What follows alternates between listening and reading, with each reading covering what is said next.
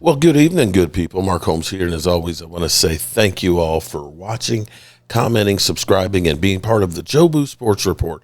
Without you guys, as well as you ladies, you know that this literally does not work.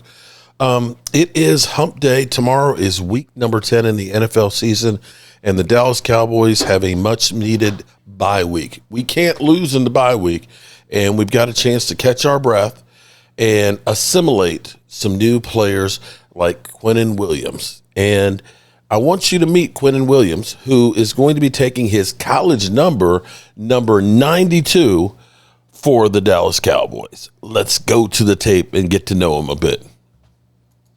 Calvin Watkins, Dallas Morning News. Your thoughts on the trade? Were you surprised by it at all? I definitely was surprised by it.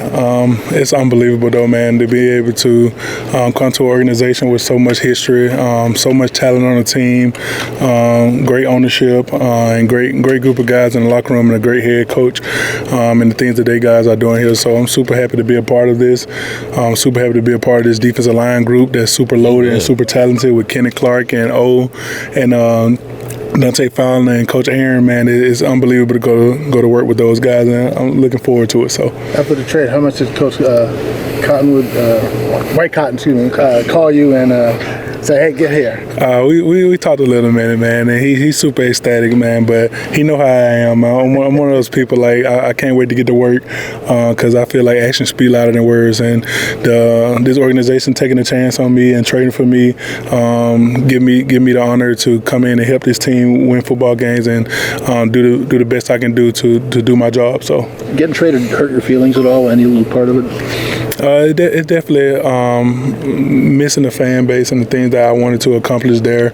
I set out to accomplish there, and super grateful for the opportunity that the New York Jets gave me, and just opportunity for the fan base that gave me. And it was a little heartfelt when I had to miss the players and the coaches that was there, and the things that AG was setting out to do there, and it's unbelievable. But I'm super excited about the new journey that I have, and being a Dallas Cowboy, man, the history behind it, like I said, and the opportunity I got a chance to play with great players, a great organization, and a great ownership. So you talked about lining up next to Kenny Clark and also Digizua. What are your thoughts on how all three of you are going to be on the field, playing in more five-down fronts, and just your fit alongside them? Whatever my job is to do, man. I think that's most of the coach's job to figure out how that is going to happen.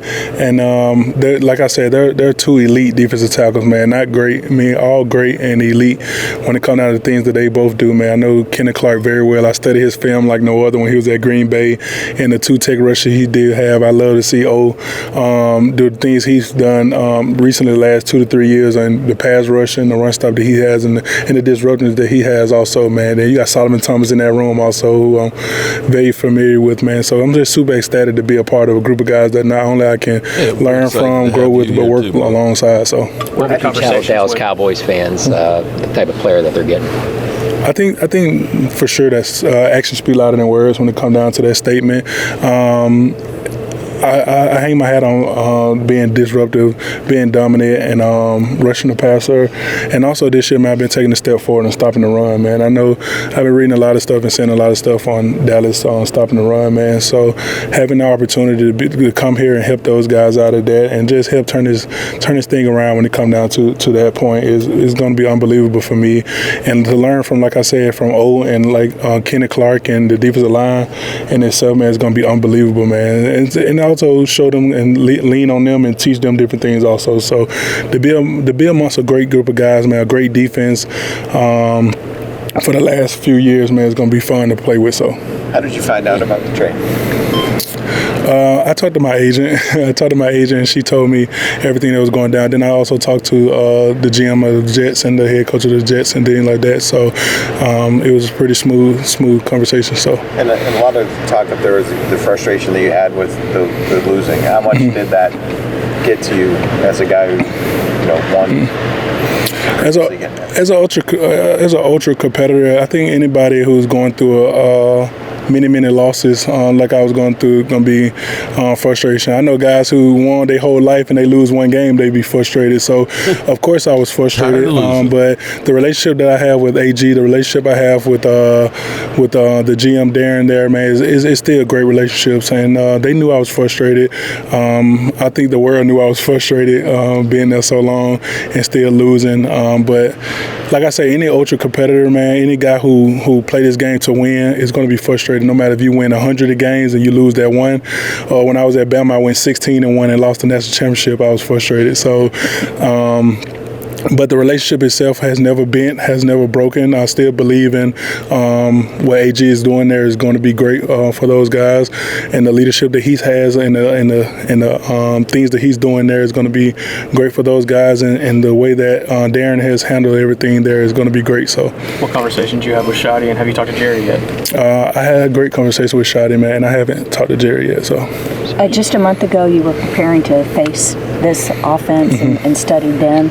How excited are you to be on a team where you know that they can put up some points for you? I'm super excited, man. You got a bunch of great guys. You got George Pickens. I'm a huge fan of his. You got CeeDee Lamb. Really legitimately excited. His dad has been great since he got in the league. And young guy Tyler Booker, man, I'm a huge fan of his since he got drafted here and seeing the good things that he's been doing, not only at Alabama but up here also. So Trey Smith, he's been amazing for the last 2-3 years here also. So I'm super familiar with his offense and his O-line because I just played him a couple of months ago.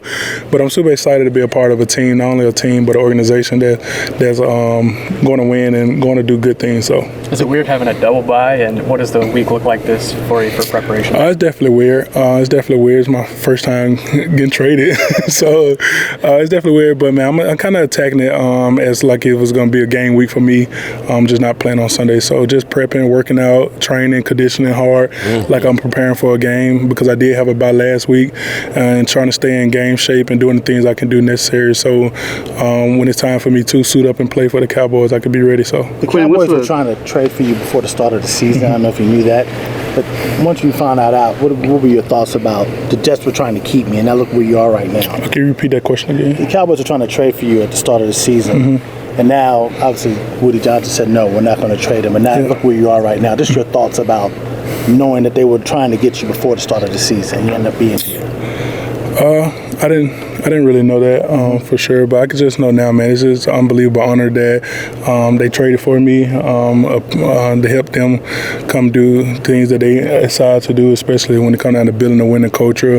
And I definitely want to be a part of a winning culture and want to do my job the best of my ability to help this thing go in the right direction and things where we all know it can go. So, Quinnen, what's the last 24 hours just been like for you? You spend your whole career with one team. Now you have a dramatic shift in your life, and you're with the Dallas Cowboys less than 24 hours later. What's that been like for you? It's been probably simple for me. I think my wife is dealing with most of it, but it's been simple for me. I try to keep the main thing no matter what I do, and that's getting closer to my teammates, my new teammates, getting closer to my newer coach, getting closer to everybody in this organization, let them know the man I am, the person I am, the character that I have, and getting to the playbook so we can go win football games. And I think that's the ultimate thing that matters to make sure I'm physically and mentally right to go out there and dominate on Sundays. So, what was the biggest thing that Coach White Cotton did for you in New York that maybe helped you and that you're looking forward to maybe getting here?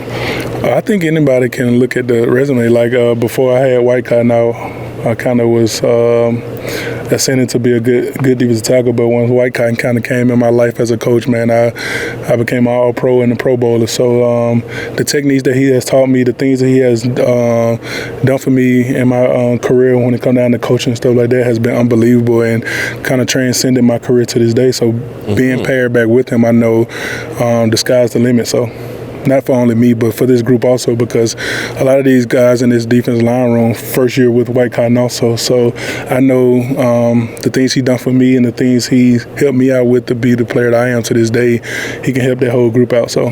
How much do you pride yourself in the versatility that you have, whether it be 3, 2 tech, I can play some 1 tech as well, just being able to move up and down? I think I pride myself in that at all because at the end of the day, if I can be on the field and if I can do the things I think I know I can do, I can be a help to this defense, a help to this team to win football games. So no matter what they ask me to do, no matter what they wanted me to do, if it's to get all three of them on the field, moving to DN for a couple of plays, I'm willing to do that. If it's going to do anything, whatever they ask me to do, man, I'm pride myself on being the best player, the best person I am in the locker room and on the field. So, what do you do the rest of this week? There's no practices. Yeah. You stay here and you go back to New York. Most likely I'll probably stay here because I had a bye week last week, so I'll stay here and train like I'm preparing for a game this week and just go through that whole regimen, the whole routine that I've always been going through to get ready for a football game on Sunday, the conditioning, the strength training, everything like that to get ready for a game, and probably do a full workout on Sunday like I played in the game, so I can be ready for whenever time I get ready to play. What's that look like? What's a workout that's like you played in the game but not in the game? Probably 60. I probably play 50 snaps a game, so probably 50 10-yard sprints. So it'll be an example of something to translate into a game, something like that. So it's going to be a good training. I got a chance to meet the training staff today, so I just meet with them, talk to them about what I feel and how I'm feeling and things like that, and just learn from them and see what they can do to help me out and to make my thoughts come into reality, to make me be in a better position. So when I do get ready to play, I'll be good. So growing up in Alabama, how much Cowboys did you watch? Were you a Cowboys fan or Cowboys fans in your family anyway? Yeah, my father-in-law is a huge Cowboys fan. Right. So and then my whole family, they're big Cowboy fans also. So in Alabama, it's more like Auburn, Alabama, and Cowboys. So this team had an all-pro difference maker for years on the D-line and Micah Parsons, and the defense hasn't had the year they would have liked without him. What's that like coming in? Probably a lot of people are looking at you to kind of be that all-pro kind of uplifter for this defense. What's that like for you? It's pretty cool, man. And Micah Parsons is a phenomenal player. Like he can do things where I dream about doing, especially come down to rushing the passer, man. But we're totally different players, man. In that aspect, man, I'm more interior. Presence, interior push, physical, strong, and a good interior pass rusher. And I'm just here to do my job the best of my ability and be a difference maker from the interior standpoint and the defensive line standpoint the best way I can. So. Did you have a chance to talk with Solomon or any of the other Cowboy guys? Yes, for sure. I think that when I first got traded, I reached out to White Cotton to get Quinnen Clark and old number, and so I already had solid number. But to embrace those guys, and embrace me into the room, man, and to let them guys know that, man, I'm willing to work and do anything that we can do to get this thing turned around, and do the things that we can win football games on Sunday, because that's what ultimately matters. So. Is it going to be weird having Tanzel coaching you now? It's funny because I had that question. My wife asked me that question, and like Tanzel always been kind of I call it a field general.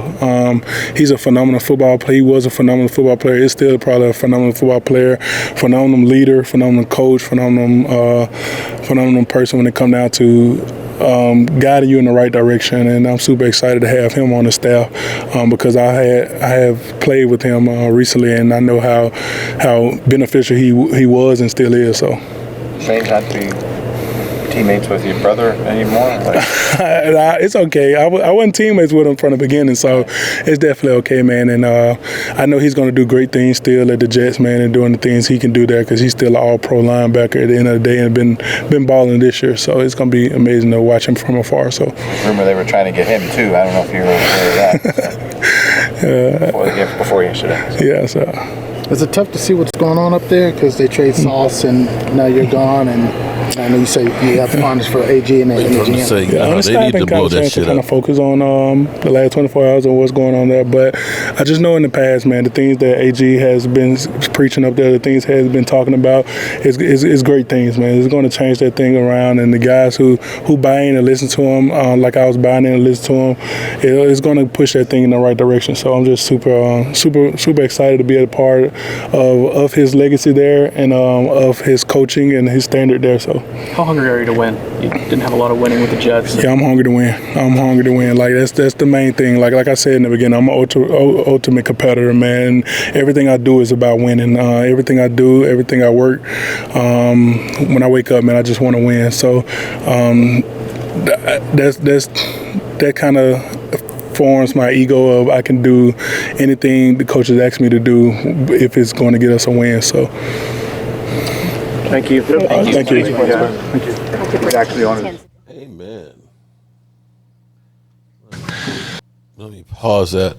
You know, I have to say the happiest people out there should be overshown right now, because getting a defensive front out there that's run stuffers, guys that can take on double teams, those are the linebackers' best friends. And I think that it's going to truly help us. Will we be able to make the playoffs? I'm not one of those guys that's going to start that stuff. We're going to take this one game at a time. We got the Raiders up next. We'll see what we do with them, and we'll go from there. All righty, good people. As always, I appreciate y'all, and we'll see you soon. Peace.